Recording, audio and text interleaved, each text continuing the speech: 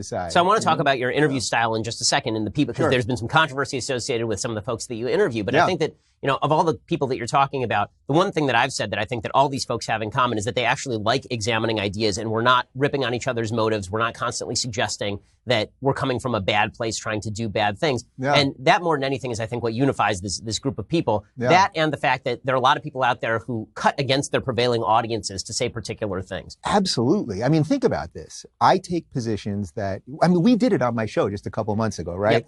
I'm pro-choice, begrudgingly pro-choice, and I talk about the 20-week thing, and you made an interesting argument where you said, if you're saying it's a life at 20 weeks, but it can feel pain. That's my argument. And well, I conceded to you. Yes, it is obviously a life at 18 weeks. It's one of those issues that whether we agree or disagree, we should be doing that. Right. We should be having that argument. And I think out of this whole crew of people, whether it's Eric or his brother Brett Weinstein or Christina Hoff Sommers or Sam Harris or whoever it is, we're all taking some unpopular positions that go against what our base, if you want to call it, believe.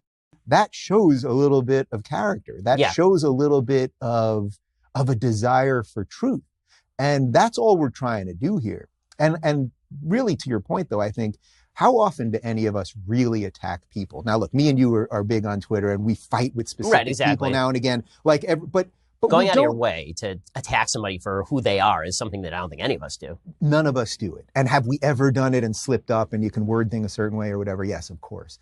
But if you really look at the breadth of work of these people and all the times we've come together, and now a bunch of us are doing public events and all that, we consistently are talking about ideas. We are not talking about people. And that simply does not happen with most of what's going on with the left these days. They attack motives. They attack your human, the most inner part of you, and that's what they go for. And it's because they've grown fat, they've controlled the narrative for so long that they don't want to debate ideas because they felt that they didn't have to for so long. And that's why I think so many of them hate me, actually. It's not that they think I'm necessarily wrong. It's that I know what that is. I was in it. So they can go, okay, it's like it's easy for them to hate you. You know what I mean? Like it's easy for them to hate Glenn Beck. It's easier for them to hate Prager and all that because like we've always hated the conservatives. But wait, here's one of us. Right. And not only that, I mean, they look at folks like you and they say, okay, here's a gay guy who's not towing the party line. That means that he must not legitimately be gay. I mean, secretly he must be subscribing to Playboy or something. I'm pretty gay, man. I don't want to make you blush right now, but I assure you that I'm gay. I mean, even that, it doesn't matter. We can talk about that if you want, but it's just, to me, it's so irrelevant. No, but it's the tokenism of the left, it's the tokenism. Right? And this is one thing that does bother me on both sides, is the sort of tokenism that adheres to both sides. So on the one side, you'll see from the left this idea that if you are gay, then you cannot be conservative. Or as you saw with Kanye West, if you're legitimately black or you care about black folks, then you can't actually be a fan of President Trump. You can't be an independent thinker in any way. And then I do think that there are some folks on the right, and there's a question about the right too, which they'll look at somebody like you or like a Kanye, and instead of saying, okay, that's an individual who agrees with me, that's really awesome, they'll say, ooh, look, a gay guy agrees with me. Yes. And all of a sudden it's like, ooh, totally different. Whereas I think the proper response to that is, okay, so he's gay. Whatever. Like, we agree. That's the important thing, right? Yeah. I mean, look, this is where nobody's fully right all the time. You know what I mean? Like, we all have our internal biases. We all are constantly trying to figure it. Well, if you're an honest thinker, you're trying to figure out what's going on. So yes, to both sides kind of pick and choose when they want to play identity politics and all that.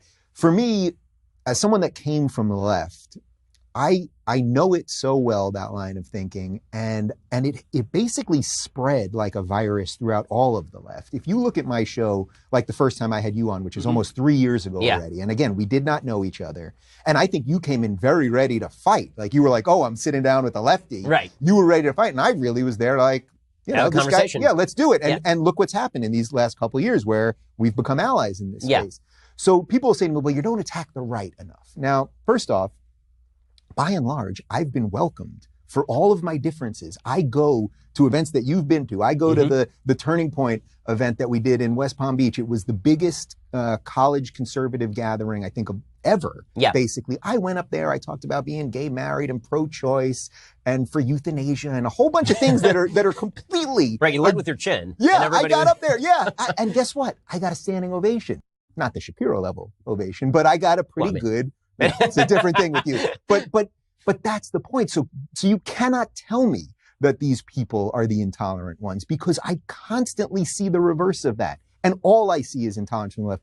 But you guys genuinely are the tolerant ones. And the left, this thing that I was talking about, has taken over I mean, from top down, from Bernie to the Women's March and however low level you want to go. Does that not mean that, of course, there are decent lefties? I think there's a lot of misguided people, but I don't believe these are all bad people. What I do believe is that we can show them that actually, if you really care about live and let live, if you really care about gay people or black people or Muslim people or the rest, the only way to do that is let people live free. And how do you do that? It's through libertarian. Well, and this is the place where there really is a crossover, because whether you're a conservative libertarian or a left-leaning libertarian, libertarianism, I think, is probably the wave of the future in the sense that people want to leave each other alone for the most part. Like that's why abortion is such a big disagreement, because there are left-leaning libertarians who say, well, that's a woman's choice, and right-leaning libertarians like me who say, well, that's an independent human child. And so this implicates actual liberty issues. But it's why, for example, you started off by saying that you were really on the left because of the gay marriage issue. You know, I've been in favor of the government getting out of the business of marriage for years and years and years and years. Before Obama was in favor of same-sex marriage, I was in favor of the government getting out of the business of marriage, even though as a religious person, and you know this because we've discussed this, as a religious person, I still think homosexual activity is a sin, but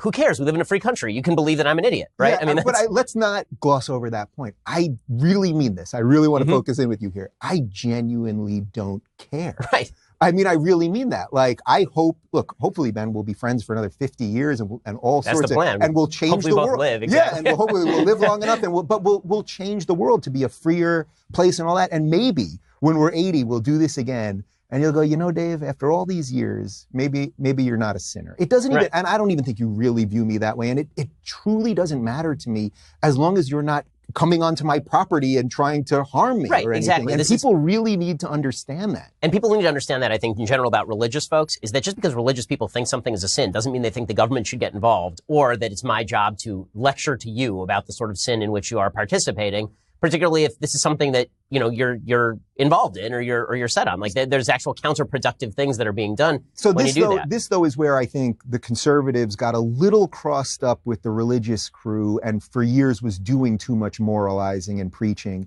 And for example, so for the years before gay marriage became law, I believe that you were taking the libertarian position on this of just the government shouldn't be involved. Like since 2010 but very few conservatives were doing, like Rand Paul, for example, should have been screaming about that, right? He should have said this has, like, I'm the libertarian of you guys, of you conservatives and Republicans. That should have been his mantle, not because he really, I don't care what he thinks about gay marriage one way or another, but he should have staked out that position, and he could have led the conservatives to a more principled position. But he didn't, because everyone's always playing politics in their own little thing. But at the end of the day, guess what? It's the law of the land right now. So, and also, I mean, this is the case that I make to religious people. If you're a religious-leaning libertarian, right, who believes that certain things are sins, so what? Meaning that here's the real problem. Don't do them. Right, exactly. Ben, don't sleep with the dude. Done. We're there. Yeah, I mean, we're good to go. But that's the point. Right, exactly. And I think one of the things that I've made the case to with religious people is if you're a religious person and you don't want the government cracking down on you from the reverse side, if you don't want the state of California saying same-sex marriage is now the law of the land and your church has to perform same-sex marriages, well, then you should be in favor of the government getting entirely out of this business, because whatever the government touches, it now has the power to wield the gun on behalf of.